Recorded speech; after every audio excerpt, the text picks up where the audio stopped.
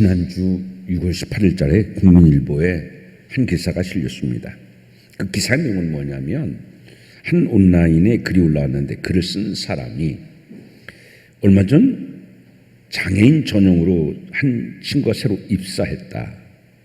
그런데 그 청각장애인이길래 신기하다고 생각하면서 챙겨주다가 사고가 났다 하는 이야기입니다.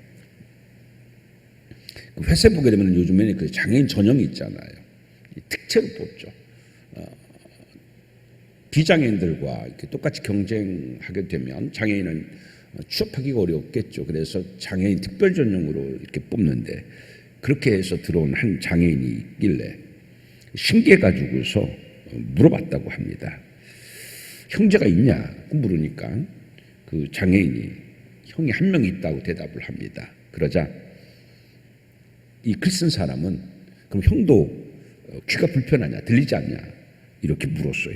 그리고서는 어머님이 뭔가를 잘못 드신 거 아니냐 그렇게 얘기하면서 혹시 어머니가 술이나 담배를 하냐고 물어봤습니다. 이에 굉장히 마음이 언짢은 장애인은 그 사람에게 사과를 요구했습니다. 그러면서 저희 부모님은 저를 남부럽지 않게 키워주셨고 저를 제일 자랑스럽게 생각합니다. 당신이 그렇게 함부로 말해서는 안 될 분들입니다. 이렇게 이야기해요.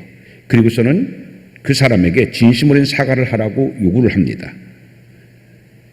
그러면서 당신이 진실된 사과를 하면 내가 그 사과는 받아들이겠지만 당신과 같은 사람과는 도저히 내가 같이 일할 수는 없어서 퇴사하겠습니다. 라고 밝혀요.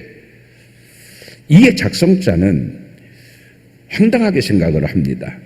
내가 했던 말이 그렇게 무슨 심한 말이었는가? 내가 한 말이 그렇게 상처를 받는 말이었었는가? 안타까운 마음에 해본 소리였으나 그러니 그 사람도 마음에 담아두지 않으면 좋겠다. 이렇게 글을 올립니다. 그리고서는 이 사람은 자기가 어떤 잘못을 무슨 말로 상처를 줬는지 모르기 때문에 내가 무엇을 잘못했느냐고 그렇게 인터넷에 글을 올리면서 사람들에게 물었던 거예요. 그러자 사람들이 그 사람의 글에 댓글을 답니다. 어쩜 그렇게 공감의 능력이 떨어지냐. 자기가 무엇을 잘못했는지도 모르느냐. 이런 혹독한 비판의 댓글들이 달리기 시작했습니다. 공감. 이 사람은 전혀 그 장애인의 입장에서 생각하지 않았어요. 공감에는 두 가지의 공감이 있습니다. 하나는 상대방의 입장에서 생각해보는 인지적 공감이 있습니다. 또 하나는 그 사람과 같은 심정과 감정을 갖는 감정적 공감이 있습니다. 이 사람은 인지적 공감도 없고 감정적 공감도 없는 거예요. 이 말을 할 때 그 사람은 얼마나 마음이 아플까? 얼마나 마음이 상할까? 얼마나 마음이 언짢을까? 불쾌할까? 하는 감정적 공감도 없었고요. 그 사람이 퇴사한다고 함에도 불구하고서 내가 무엇을 잘못했는지 어떤 말이 이 사람에게 상처를 주었는지도 모르는 인지적 공감도 없었다. 그런 이야기입니다. 어떤 사람들은요, 슬픈 영화를 봐도 눈물이 나지 않는 사람이 있습니다. 그런가 하면 어떤 사람은 슬픈 영화만 봐도 폭풍 눈물을 흘리는 사람도 있습니다. 여러분은 어떤 경우에 해당됩니까? 사람은요, 네 가지의 종류의 심장을 가지고 있다고 합니다. 하나는요, 다른 사람의 입장과 감정을 스펀지처럼 잘 빨아들이는 스펀지 심장을 갖고 있는 사람이 있다고 합니다. 그런가 하면 다른 사람의 감정과 마음을 비교적 헤아리고 공감해주는 따뜻한 심장을 가진 사람도 있다고 합니다.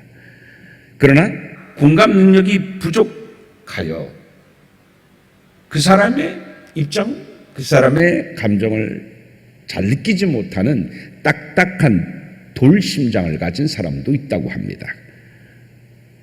그런가 하면 또 전혀 다른 사람의 처지와 감정을 공감하지 못하고 전혀 헤아리지 못하는 얼음 심장을 가진 사람들도 있다고 합니다. 여러분은 어떤 심장을 가졌습니까? 마가복음 11장 16절 이하에 보게 되면 아이들이 장터에 앉아 제 동물을 불러 이르되 우리가 너희를 향하여 피리를 불어도 너희가 춤추지 않고 우리가 애곡하여도 너희가 가슴을 치지 아니하였다. 이 말씀을 예수님께서 한탄하시며 하신 말씀이 있습니다. 예수님 당시에는요, 아이들이 그 장터에서 여러 가지 놀이를 많이 하였나 봅니다. 그 중에서 아마 제일 많이 한 놀이가 장례놀이와 결혼식 놀이가 아닌가 생각합니다. 왜냐하면 이 결혼식과 장례식이 아이들의 눈에 가장 인상적으로 보였기 때문일 것입니다. 그래서 아이들이 흔히 하는 결혼식장의 이야기와 장례식장의 이야기를 예수님께서는 마태복음 11장 16절 이하에서 하신 것이죠. 이 피를 분다고 하는 것은 어떤 의미냐면요, 결혼식의 흥을 돋구기 위해서 피리를 붑니다. 그러면 그 피리 소리에 모여서 많은 축하객들이 춤을 추면서 신나고 경쾌한 리듬의 피를 즐기면서 결혼식을 축하하게 되어집니다. 그런데 아이들이요, 맨 처음에는 이렇게 피리를 부는데 아마 춤을 췄을 거예요. 그런데 곧 아이들이 누군가가 피리를 불어도 춤을 추지는 않았어요. 시들해져 버렸어요. 실증낸 거죠. 그러니까 야, 그럼 우리 다른 놀이 하자 하고서 바꾼 것이 뭐냐면 장례놀이입니다. 장례놀이는 누군가가 아이고 아이고 곡을 하면 같이 따라서 아이고 아이고 곡을 하면서 그 관을 옮기는 그러한 놀이를 하는 것입니다. 그래서 누군가가 이제 맨 처음에 놀이를 하자고 이야기했던 아이가 아이고 아이고 했겠죠. 좀 있다가 아이고 아이고 다른 애들도 하다가 금방 그것마저도 실증을 냅니다. 결혼식도 금방 실증 내고 피를 불어도 춤추지 않고 장례놀이를 하다가 울음에도 불구하고서 다른 아이들이 같이 울지를 않으니까 야, 우리 재미없다, 우리 그만 가자 하고 집으로 돌아가 버렸습니다. 그 이야기를 예수님께서 하신 것이죠. 여러분 잘 생각해 보십시오. 아이들은 결혼식 놀이를 하다가 왜 실증 났겠습니까? 왜 장례놀이를 하다가 몇 번 하다가 금방 실증 냈겠습니까? 그것은 결혼식을 공감하지 못해서 그래요. 얼마나 기쁩니까? 당사자가 얼마나 기쁘겠어요? 가족들이 얼마나 기뻤겠어요? 그렇게 아기로 태어나서 참 뒤척이는 것도 힘들게 하다가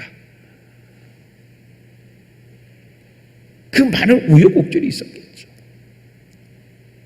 그렇게 쉽게 순탄하게 큰 것은 아닐 겁니다. 그렇게 해서 우여곡절을 겪어가지고서 이제 어른이 돼가지고서 결혼하니까 보는 부모들도 얼마나 대견하고 기쁘고 흐뭇했겠습니까? 다른 축하객들도 마찬가지죠.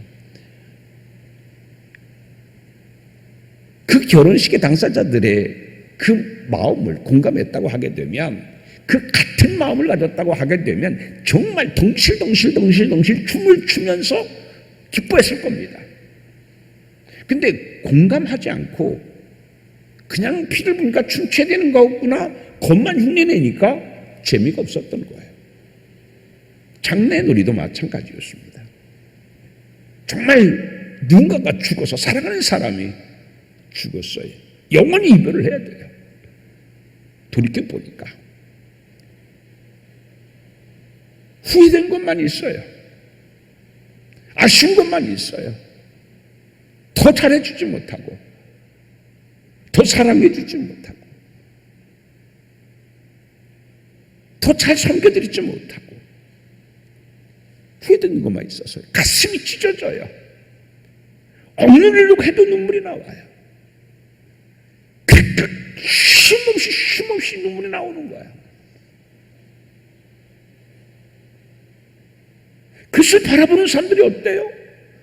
그것을 바라보는 사람들도요, 같은 감정을 가지는 거예요. 그러니까 나도 모르게 같은 감정을 가지니까 같이 우는 거예요. 결혼식이 공감이 있기 때문에 같이 기뻐하고 흥이 나고 신이 나는 겁니다. 장례식장이 그렇게 슬픔이 되어진 것은 뭐냐면 그 같은 감정을 공감했기 때문입니다. 근데 아이들은 어때요? 기쁨을 전혀 공감하지 못합니다. 그 슬픔이 얼마나 큰지 전혀 공감되지 않으니까 몇 번 하다가 어떻게 해요? 금방 실증내는 겁니다. 아마 이 아이들이 그 결혼식의 당사자의 기쁨을 공감했다고 하면 그렇게 금방 실증내지는 않았을 거예요. 장례식의 슬픔을 공감했다고 하게 되면 그렇게 시들하게 아이 우리 그만하자 재미없다 이러지는 않았을 거다라는 이야기인 겁니다. 아마 아이들도 장례식에 그 사람들의 마음을 공감했다고 하면 아이들은 엄청 울었었을 것입니다. 근데 이 아이들은 겉만 따라했지 결혼한 사람들의 기쁨을 공감하지 못하고 장례치는 사람들의 아픔을 공감하지 못한 돌같이 딱딱한 심장을 가지고 겉만 따라했기 때문에 그들은 재미도 없었고 금방 실증이 나고 집으로 돌아간 겁니다. 이 말씀을 하시면서 예수님께서는 결국은 아이들을 책망한 것이 아니라 누구를 책망하고 있습니까? 그 당시 세대를 책망하신 것입니다. 무슨 세대요? 공감이 없는 세대를 책망하신 것입니다. 여러분, 우리는 누군가 힘들고 어려울 때에 우리도 위로한다고 합니다. 그런데 여러분, 가슴으로 공감하지 않고 위로하는 때 상대방은 정말 위로를 느낄까요? 그 사람과 똑같은 마음을 갖는 것, 그게 공감입니다. 그 사람과 똑같은 감정을 가지는 것, 그게 공감입니다. 그러기에 사실은 공감은 쉬운 것이 아닙니다. 여러분, 운동은 뭡니까? 노동과 운동의 차이점은 사용 안 하던 근육을 자꾸 쓰는 거예요.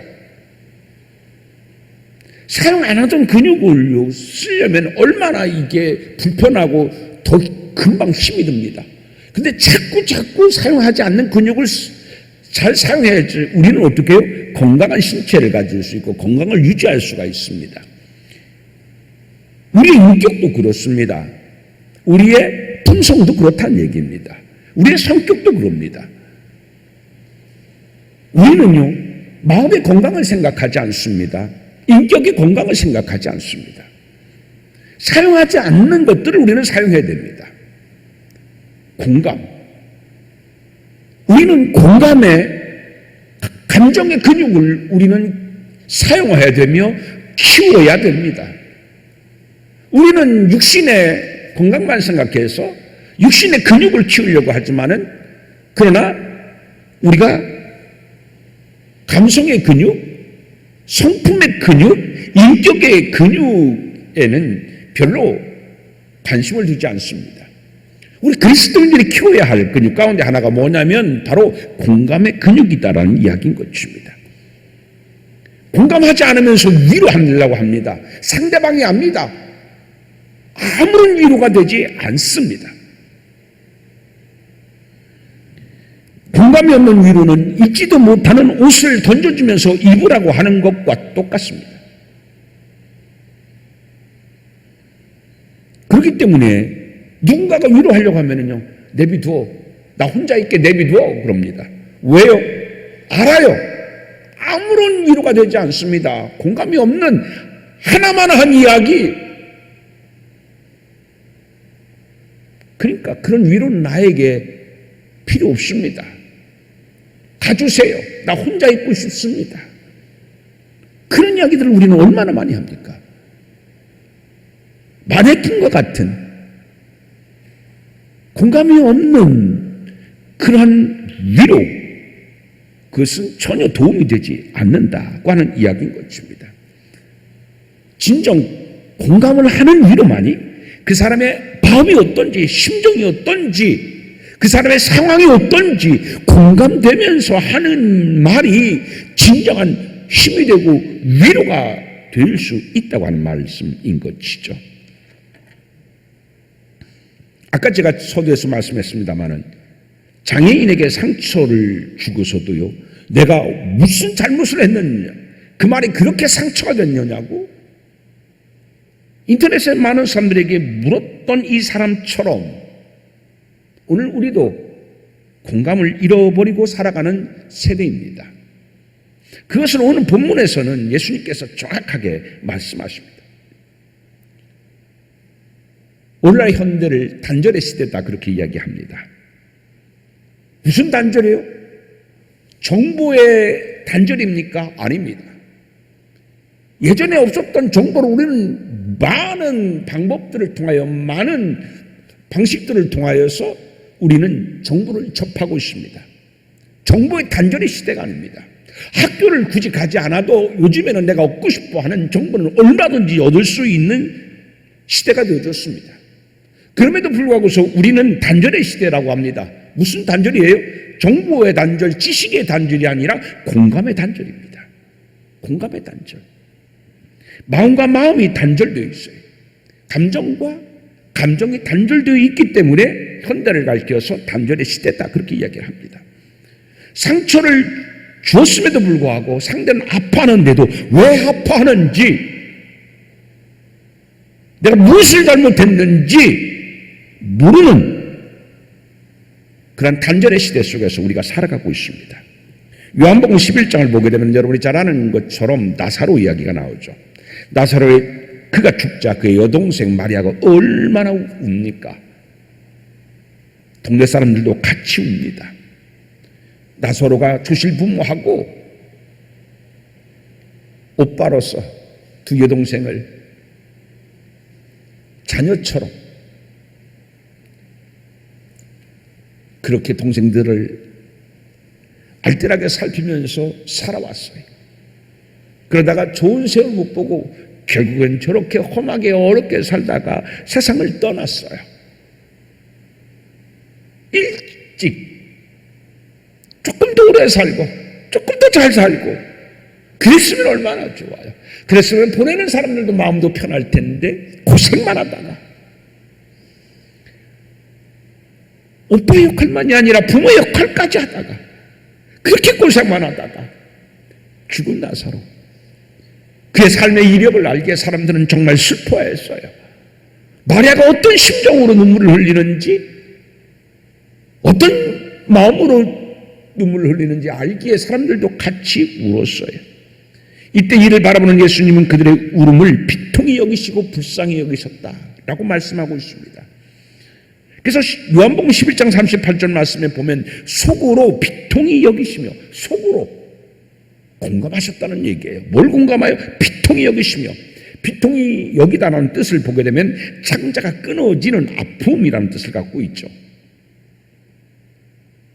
그냥 예수님은요, 저들이 눈물 흘리는 걸 겉모습을 본 게 아니에요. 속에 저들이 얼마나 아파하고 슬퍼하고 비통하게 여길까.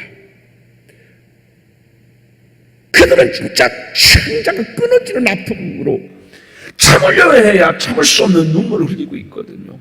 그 감정, 그 아픔, 그 슬픔을 예수님도 그대로 갖고 창자가 끊어지는 아픔을 예수님도 경험하셨다. 이게 요한복음 11장 38절 말씀입니다. 예수님처럼 여러분, 다른 사람의 아픔과 다른 사람의 고민과 다른 사람의 상처와 다른 사람의 슬픔을 나도 그렇게 예수님처럼 창자가 끊어지듯이 아파보고 고민해보고 같이 슬퍼본, 공감해본 적이 있습니까? 어쩌면 우리의 공감의 심장은 간경화로 굳어진 것처럼 딱딱하게 돌처럼 굳어 있지는 않습니까? 우리의 심장 속에 예수님의 피가 들어와서 딱딱해진 공감이 죽어있는 심장을 우리는 다시 살아나야 됩니다. 그게 신앙인 것이죠. 예수님은 나사로의 죽음을 슬퍼하면서 눈물로 하나님께 기도드립니다.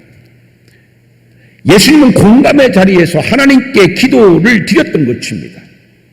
공감의 자리에서 눈물로 기도를 했을 때 어떻게 됐습니까? 죽은 지 이미 나흘이나 되어서 시신이 부패되었던 나사로가 살아났습니다. 저는 이것을 공감의 기적이다, 이렇게 부르고 싶습니다. 공감의 기도의 힘입니다. 공감이 없었다고 하면, 이렇게 깊은 공감이 없었다고 하면 이미 죽은 지 하루도 아니고 이틀도 아니고 3일도 아니고 사흘이나 되어서 이미 부패할 때는 부패되었던 죽었던 나사로가 살아날 수 있었을까? 아까 우리 송장로님이 기도하실 때에 중보 기도하는 걸 기도해 주셨어요. 우리 중보 기도하는 사람이 되자. 그래요. 예수님은요 지금 중보 기도를 한 거예요. 어떤 중보 기도예요? 정말 그들이 얼마나 뼈 아프게, 심장이 터지게 아프고 창자가 끊어지게 아픈가, 그 공감을 하면서 그 공감의 자리에서 공감의 기도를 했었을 때 이런 놀라운 기적이 일어났다는 얘기입니다. 독일의 사회학자 루만은 사랑을 정의하기를 사랑은 소통이다, 이렇게 정의를 내렸습니다. 소통이다. 나사로의 이야기를 통해서 우리는 신앙은 공감이다, 이렇게 정의할 수 있습니다. 예수님의 공감의 능력을 가장 잘 표현하는 단어는 뭐냐면 스프랑크니조마이라는 단어입니다. 이게 오늘 41절 본문에 써져 있습니다. 41절 여러분 한번 봅니다. 시작.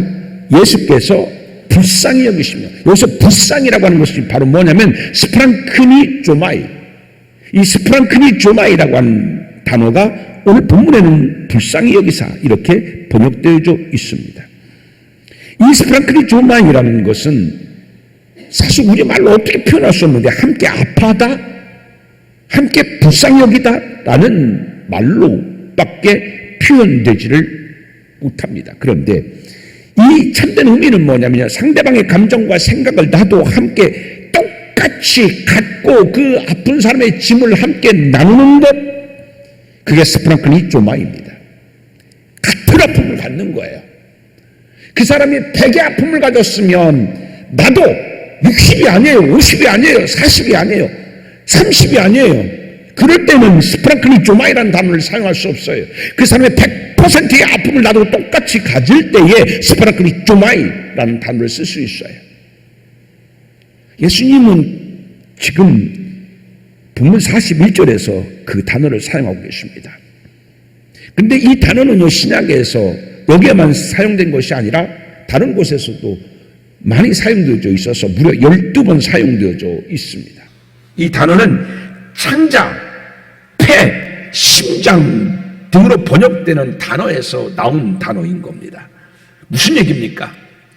창자와 같은 그런, 그리고 내 폐가 찢어지게 아프고, 그리고 내 심장이 터질 것 같은 고통을 똑같이 느낄 때만이 사용하는 단어가 바로 이 스프랑크니조마이라는 단어다라는 이야기인 것입니다. 오늘 본문에서는 예수님께서 나병 자를 보시고서 이 단어를 사용하셨습니다. 다른 사람들은 아이고 저 사람 뭐요? 아 재수 없어, 절 가. 이런 사람도 많았을 거예요. 아마 대다수였을 것입니다. 또는 어떤 사람은 더 착하고 선한 사람은 아이고 참 저거 봐, 안 됐네, 안 됐어, 그렇게 생각한 사람도 있을 것입니다. 예전에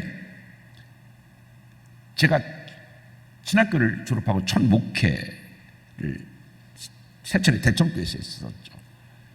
그때 이제 그 와가지고서 연세 많으신 어르신들에게 인사를 다녔었어요. 그때 여기서 멀리 떨어지는 홈플러스 앞에 있는 동산교회 이재근 목사님이 계셔서 연세가 많으셔서 인사를 갔어요. 아 근데 조금 있다가 이제 인사드리고 나오려고 하는데 밥을 먹고 가래요. 아닙니다, 괜찮습니다. 아니 밥 먹고 가야 되는 거라고 때 돼서 그냥 가면 안 되는 거라고 극구 보고 앉아서 밥을 먹으라고 해요. 그러니까 예 알겠습니다고 할 수 없이 앉아서 이제 그 밥을 기다리고 있는데 좀 있다가 그 동산교회 집사님 한 분이 목사님 포도 따고 갔어요 하고 포도를 갖고 옵니다. 근데 그 분의 얼굴을 보고서 깜짝 놀랐어요. 원래 그 교회는 나환자들이 그 모여서 예배하는 교회였었잖아요. 눈이 이쪽에 있지 않아요. 이쪽에 가 있고 입술도 없어요. 있는 입술도 여기 가 있고요. 코도 그렇고요. 얼굴이 이상해요. 손 보면요, 손도 없어요. 손가락도 막 뭉툭하고 막 흉측해요. 그랬더니 이재근 목사님이 아이고 잘 왔네 그러면서 포도 좀 씻고 와 그래. 그 집사님 포도를 씻었어요. 그리고서 내놨어요. 저 보고 이재근 목사님이 제 그때 전도사였어요. 성도사 먹어봐 맛있어. 근데 전 도저히 먹을 수가 없었어요. 근데 이재근 목사님 잘 잡숴요.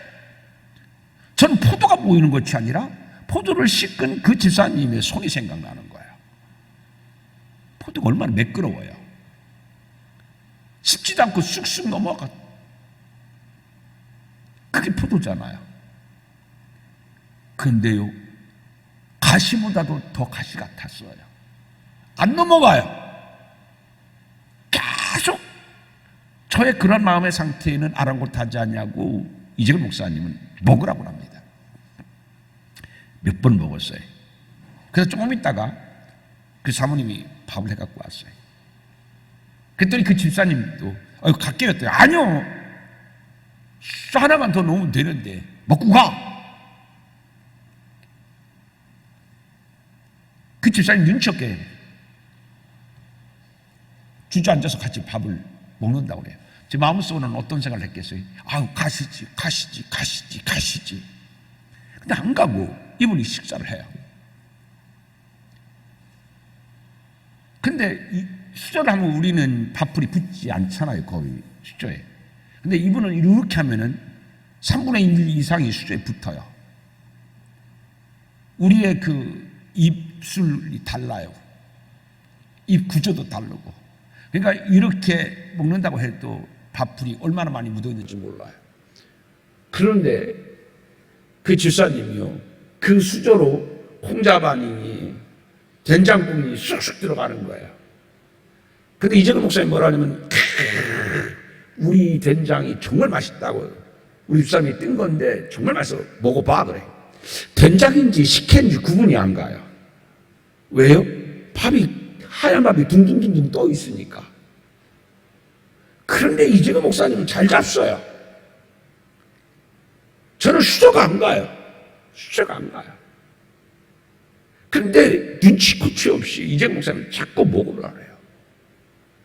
그래서 그분이 수저 안 닿는 부분, 밥풀이 없는 부분을 잘 봤다가 얘하고 거기만 살짝 떠먹고 했어요. 집에 돌아와서 며칠 동안이나 제 목에 밥풀이 걸리고 포도가 걸려있는지.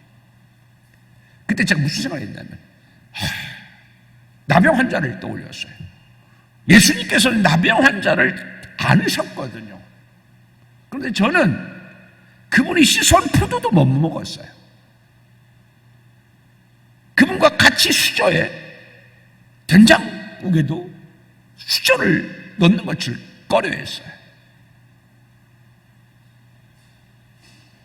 그게 이후에 저에게 굉장한 교훈이 됐고 가끔 생각납니다. 상담을 잘하는 사람은, 카노조사 하는 사람은 두 가지를 얘기해요. 전문적 자질과 그리고 인간적 자질 두 가지가 있는데, 전문적 자질이 것보다 더 중요한 것은 뭐냐면요, 인간적 자질이래요. 인간적 자질이 뛰어난 사람이 전문적 자질을 더 많이 갖고 있는 사람보다 훨씬 상담을 잘한대요. 인간적 자질이 뭐냐면 다른 거 아니에요. 이거예요. 공감이에요. 공감. 아무리 내가 전문적인 자질이 있고 지식이 있다고 하더라도 상담을 하러 온 내담자의 입장과 아픔을 내가 인지적 공감, 감정적 공감을 못하면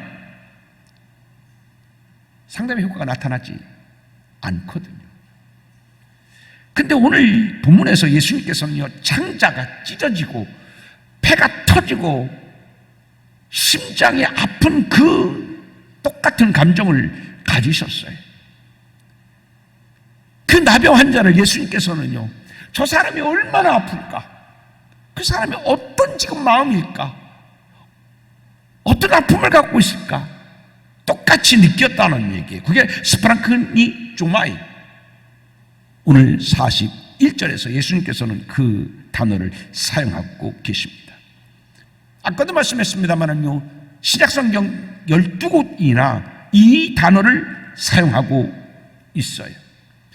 이 단어를 사용하는 이유는 뭐냐면, 우리 그리스도인들은 어떤 사람들이 되어야 되는가, 어떤 신앙인이 되어야 되는가를 알려주고 있어요.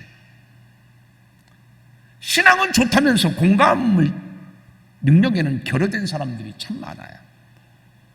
기도는 많이 한다고 하면서 마음이 뜨겁거나 깊지 않는 사람들이 많이 있어요. 성경을 본다고 하면서, 성경을 많이 읽는다고 하면서, 누군가가 어려운 일을 하면 기도 안 해서 그래, 예배 열심히 참석 안 해서 그래, 이렇게 이야기하는 사람들이 있어요. 그거는 예수님의 마음을 갖지 못해서 그래요. 왜 기도해요? 왜 우리가 말씀 봐요? 예수님의 마음을 가지려고 하는 거예요.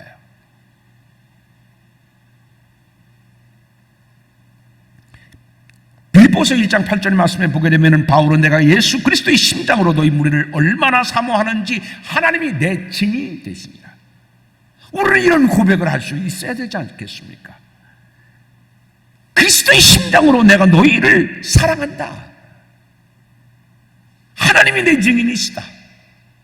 다른 사람이 아파하고 슬퍼하고 어려울 때에 똑같은 아픔과 슬픔을 가지고 저 사람이 얼마나 고통스러울까.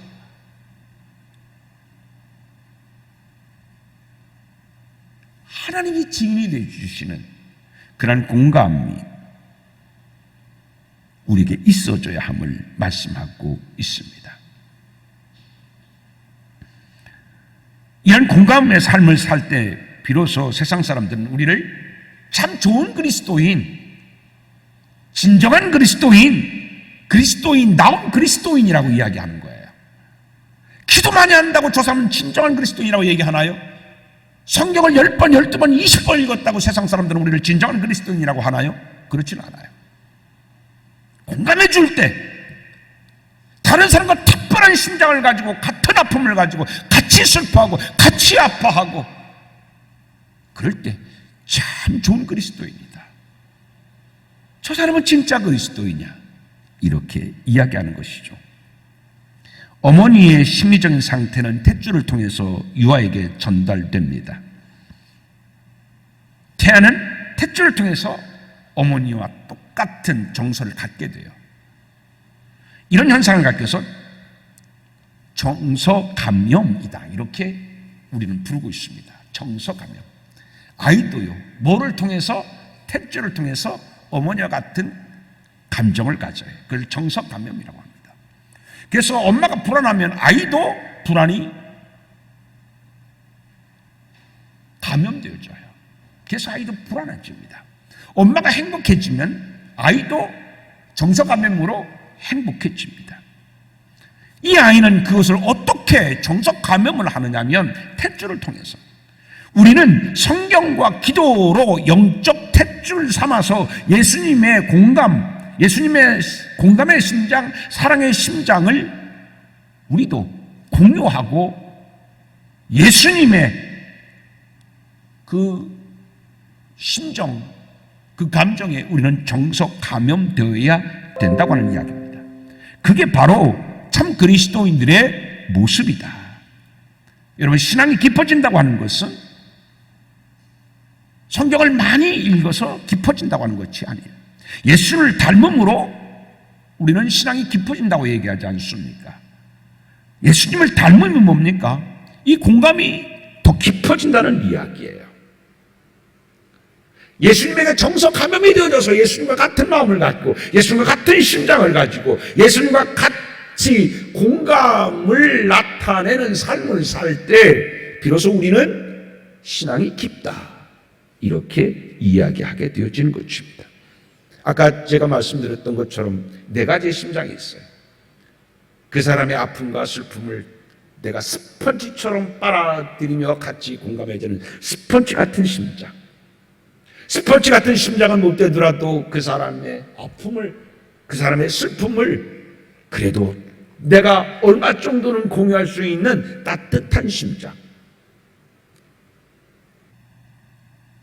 또 어떤 사람은 돌 같은 심장, 더 공감하지 못한 사람은 얼음 같은 심장이 있지 않습니까?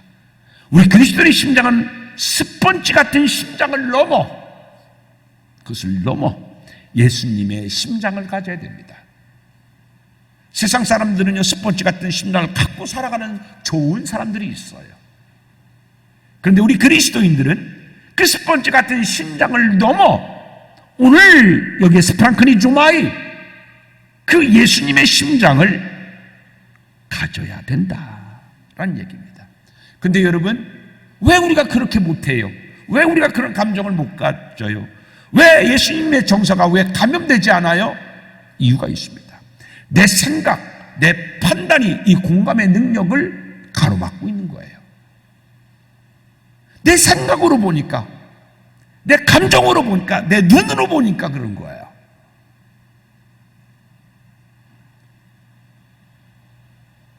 못마땅한 것을 보면 왜 저래, 저 사람이, 못마땅한 눈으로 보는 거예요. 못마땅한 사람을 보면 내가 무엇을 도와줄까? 그러면 저 사람이 어떤 부족을 채워줄까? 여러분, 자녀가 못마땅하면요, 엄마는 어때요? 못마땅으로 끝나는 게 아니에요. 못마땅한 게 아니에요. 어떻게 하면 내가 좀 모자란 부분을 채워줄까? 그게 부모예요. 다른 사람은 다 못마땅하게 보여도 엄마는 그렇게 보이질 않아요. 그게 예수님의 마음이에요. 그래서 우리는 내 생각, 내 감정을 버리고 예수님과 같은 심장과 예수님과 같은 시선으로 우리를 바라봐야 돼요. 하나님, 저는 그런 공감의 심장을 가지지 못했습니다. 바울은 예수 그리스도의 심장을 가졌다고 고백했는데, 저도 그런 심장을 갖고 예수님 닮은 모습으로 사람들에게 저 사람은 진정한 그리스도인이다, 참 착한 그리스도인이다, 진짜 그리스도인다는 그리스도인이다, 이런 모습을 보이며 살아가야 됨에도 불구하고 그렇지 못했습니다. 이렇게 우리의 영성을 위하여 기도해야 되는 것입니다. 내 판단이 아니라 예수님의 시선으로 바라볼 때에 진정한 공감이 내 심장 속에서 예수님의 심장처럼 되어지게 되어지는 것입니다. 사랑하는 성도 여러분, 이제부터 예수님의 사랑과 공감의 통로가 되어지는 삶을 사는 여러분 되어지기를 주님의 이름으로 축원드립니다. 이제부터 예수님과 같은 공감의 심장으로 누군가에게 위로가 되고 힘이 되는 삶을 살아서 하나님 앞에 기쁨을 드리고 영광을 돌려드리는 삶이 되어지기를 주님의 이름으로 축원을 드립니다. 따라서 합시다. 공감의 사람으로 주님을 나타내는 삶을 살겠습니다. 공감의 사람으로 주님을 나타내는 삶을 사는 여러분 되기를 주님의 이름으로 축원드립니다. 기도합니다. 하나님, 우리를 불쌍히 여기시고 사랑으로 안아주시고 자녀 삼아주심을 진정 감사드립니다. 이제부터 예수님과 같은 공감과 사랑의 삶을 살아 다른 사람에게 힘이 되고 위로가 되고 전도가 되는 삶을 살게 하여 주시옵소서. 예수님 이름으로 기도하옵나이다. 아멘.